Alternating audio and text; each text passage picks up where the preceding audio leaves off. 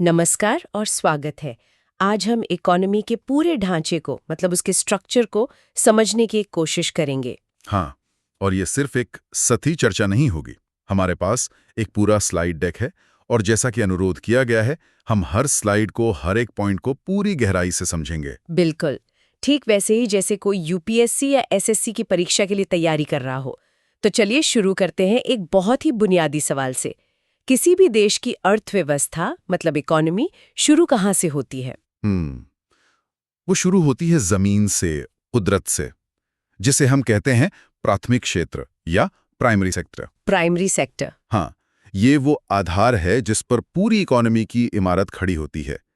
इसमें वो सारी गतिविधियां आती हैं जो सीधे तौर पर प्राकृतिक संसाधनों का इस्तेमाल करती हैं। जैसे कि खेतीबाड़ी, हाँ, डेयरी, मछली पकड़ना, जंगलों से लकड़ी काटना और खदानों से कोयला या लोहा निकालना, ये सब प्राइमरी सेक्टर है। मतलब वो सारी चीजें जो हमें सीधे तौर पर नेचर से मिलती हैं, कच्चा माल या जिसे हम रॉ मटेरियल्स कहते हैं। बिल्कुल। और जो लोग इन मुश्किल कामों में लगे होते हैं, उनके लिए एक खास शब्द भी है, red collar workers. Red collar, ये नाम क्यों? देखिए, ये शब्द उनके काम की प्रकृति को दिखाता है। मतलब काफी शारीरिक मेहनत वाला काम जो अक्सर बाहर धूप और मिट्टी में किया जाता है। एक किसान की या एक माइनर की कल्पना कीजिए। अच्छा, समझ गई। तो हमारे पास खेतों और खदानों से कच्चा माल आ गया। अब इसका क्या होता है? यहीं से कहानी दूसरे चरण में पहुंचती है, द्वितीयक क्षेत्र यानी सेकेंडरी सेक्टर, जिसे हम आमतौर पर इंडस्ट्रियल सेक्टर भी कहते हैं। एकदम। ये वो जगह है, वो फैक्ट्री है, जहां प्राइमरी सेक्टर से आए कच्चे माल को तैयार माल में बदला जाता है। मतलब जहां असली वैल्यू एडिशन होता है। जैसे गेहूं से बिस्किट बनाना या फिर लोहे से गाड़ी के पार्ट्स बनाना। हाँ, या कपास से कपड़ा बनाना। और यहां काम करने वाले लोगों को कहते हैं blue collar workers. Blue collar, ये शब्द भी फैक्ट्री के माहौल से जुड़ा हुआ लगता है। सही।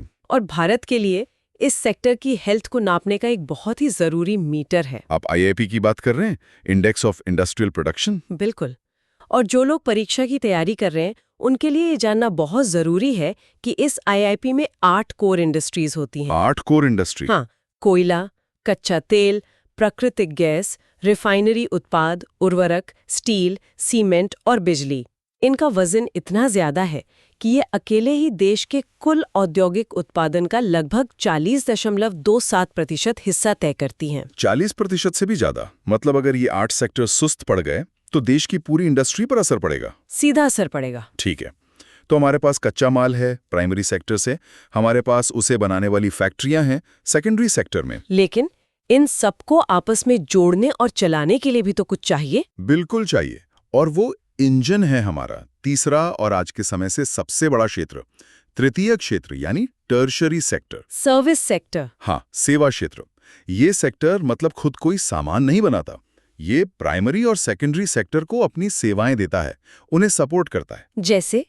इसके उदाहरण क्या होंगे? जैसे ट्रांसपोर्ट, जो सामान को खेतों से फैक्ट्री और फैक्ट्री से दुकानों तक पहुंचाता है, या फिर बैंकिंग, जो बिजनेस के लिए लोन देता है। और दुकानें जो सामान बेचती हैं, या फिर डॉक्टर, टीचर, आईटी प्रोफेशनल्स, वो सब, ये सभी सर्विस सेक्टर का हिस्सा है। और यहाँ काम करने वालों का दायरा भी बड़ा है। एक तो है व्हाइट कॉलर वर्कर्स। हाँ, ये तो हम सब जानते हैं, सैलरी वाले प्रोफेशनल्स जो ऑफिस में काम करते हैं। सही। पर इसी में एक और कैटेगरी है pink collar workers. Pink collar? ये मैंने पहली बार सुना है। ये शब्द उन सर्विस नौकरियों के लिए इस्तेमाल होता है जो अक्सर कम वेतन वाली होती हैं और मतलब ऐतिहासिक रूप से महिलाओं से ज्यादा जुड़ी रही हैं, जैसे रिसेप्शनिस्ट, नर्स या डे केयर में काम करने वाले। अच्छा, ये तो बहुत दिलचस्प है। पर इकोनॉमी की कहानी यहाँ खत्म नहीं होती है ना? इन सब के ऊपर भी तो कुछ होता होगा, एक तरह का दिमाग जो पूरी बॉडी को कंट्रोल करता है। बहुत अच्छा सवाल है। और यहीं से हम सर्विस सेक्टर के और भी खास हिस्सों में दाखिल होते हैं, चतुर्थक और पंचम क्षेत्र। नॉलेज और कमांड सेंटर। बिल्कुल। चतुर्थक क्षेत्र को आप कह सकते हैं ज्ञान क्षेत्र। ये पूरी तरह से इंफॉर्मेशन, रिसर्च और टेक्नोलॉजी पर आधारित है। मतलब R&D में काम करने वाले scientist, software developers, financial planners, ये सब लोग। हाँ, ये वो लोग हैं जो नया ज्ञान बनाते हैं। और फिर आता है पिरामिड का सबसे ऊपरी हिस्सा, पंचम क्षेत्र, द क्वाइनरी सेक्टर। ये कौन लोग हैं? करते हैं जैसे? बड़ी कंपनियों के सीईओ, या सरकार के सबसे बड़े अधिकारी, जज, एकदम। और इनके लिए भी एक खास नाम है, gold collar workers. Gold collar, wow. तो रेड कॉलर से शुरू होके गोल्ड कॉलर तक का पूरा स्पेक्ट्रम है। हाँ, लेकिन आज की दुनिया में काम का तरीका भी तो बदल रहा है। बिल्कुल। वर्क फ्रॉम होम और सस्टेनेबिलिटी जैसी बातें हो रही हैं, तो क्या इनके लिए भी नए कॉलर हैं? जरूर है। जैसे ग्रे कॉलर वर्कर्स, जो अक्सर रिटायरमेंट के बाद भी काम कर रहे स्किल्ड लोग होते हैं, या फिर green collar workers. Green collar मतलब जिनका काम पर्यावरण से जुड़ा हो, जैसे सोलर एनर्जी में। सही। और एक जो सबसे ज्यादा चर्चा में है, ओपन कॉलर वर्कर्स, जो कहीं से भी काम कर सकते हैं, रिमोट वर्कर्स। बिल्कुल। ये नए शब्द दिखाते हैं कि हमारी इकोनॉमी कितनी डायनेमिक है। ये सब थ्योरी तो बहुत अच्छी है, पर जब हम इन कॉन्सेप्ट्स को भारत पर लागू करते हैं तो एक बहुत ही अजीब सी तस्वीर सामने आती है, एक विरोधाभास। आप बिल्कुल सही पॉइंट पर आई हैं। चलिए 2023-24 के जीवीए यानी ग्रॉस वैल्यू एडेड और रोजगार के आंकड़ों को देखते हैं, और यहीं पर असली कहानी छिपी है। एक मिनट, ये आंकड़े तो सच में हैरान करने वाले हैं।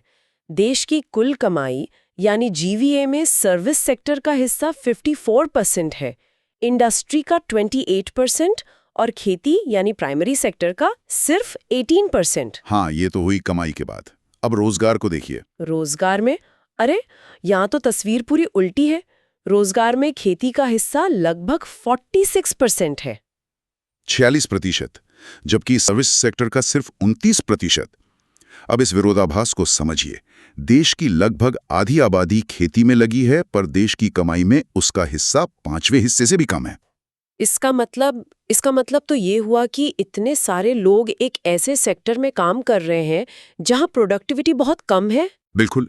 और इसी को इकोनॉमिक्स की भाषा में कहते हैं प्रच्छन्न बेरोजगारी या डिस्गाइज्ड अनएम्प्लॉयमेंट। प्रच्छन्न बेरोजगारी। हाँ, मतलब लोग काम करते हुए दिख तो रहे हैं, पर उनके होने से कुल उत्पादन में कोई बढ़ोतरी नहीं हो रही। जैसे एक खेत में अगर 5 लोगों की जरूरत है, पर वहां परिवार के 8 लोग काम कर रहे हैं, तो वो जो 3 अतिरिक्त लोग हैं वो प्रच्छन्न रूप से बेरोजगार हैं। पर ये गैप इतना बड़ा क्यों है? क्या भारत ने विकास का कोई अलग रास्ता चुना? हाँ, भारत का रास्ता अनोखा रहा है। ज्यादातर देश एक तय रास्ते पर चले। पहले वो कृषि आधारित थे, फिर वो औद्योगिक बने, और फिर जाकर सर्विस आधारित। मतलब agriculture to industry to services. हाँ, पर भारत ने एक तरह से बीच वाले औद्योगिक चरण पर एक लंबी छलांग लगा दी। हम सीधे कृषि से सेवा आधारित अर्थव्यवस्था की तरफ बढ़ गए। और इसका नतीजा क्या हुआ? बहुत तेजी से बढ़ा, लेकिन उसमें ज्यादातर नौकरियां हाई स्किल्ड लोगों के लिए थी। वो खेती से निकलने वाले करोड़ों कम कुशल लोगों को काम नहीं दे सका।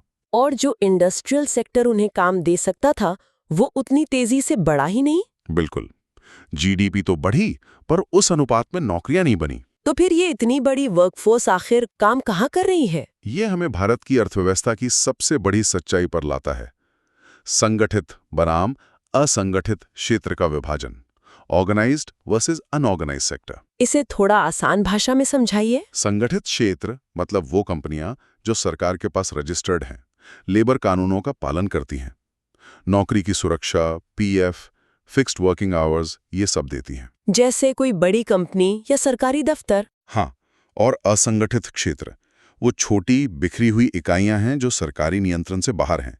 न नौकरी की सुरक्षा, न कोई सुविधा, और वेतन भी अक्सर कम, जैसे आपके मोहल्ले का सब्जी वाला या कोई दिहाड़ी मजदूर। और भारत में इसका अनुपात क्या है? यहीं पर सबसे चौंकाने वाला आंकड़ा है। भारत की कुल वर्कफोर्स का अनुमानित 90% हिस्सा असंगठित क्षेत्र में काम करता है। 90%? मतलब हर 10 में से 9 काम करने वालों के पास कोई जॉब सिक्योरिटी नहीं है। यही भारत की जमीनी हकीकत है, और इसे समझे बिना हम इकोनॉमी की कोई भी चर्चा पूरी नहीं कर सकते। ये तो बहुत ही गंभीर बात है। चलिए एक और नजरिए से देखते हैं। मालिक कौन है? मतलब ओनरशिप के आधार पर भी तो वर्गीकरण होता है। हाँ, बिल्कुल। 4 मुख्य प्रकार हैं। पहला, सार्वजनिक क्षेत्र यानी पब्लिक सेक्टर, जहां मालिक सरकार होती है, जैसे भारतीय रेलवे। दूसरा, निजी क्षेत्र या प्राइवेट सेक्टर, जिसका मालिक कोई व्यक्ति या कंपनी होती है, जैसे टाटा या रिलायंस। सही। फिर है संयुक्त क्षेत्र यानी जॉइंट सेक्टर, जहां सरकार और प्राइवेट सेक्टर मिलकर काम करते हैं।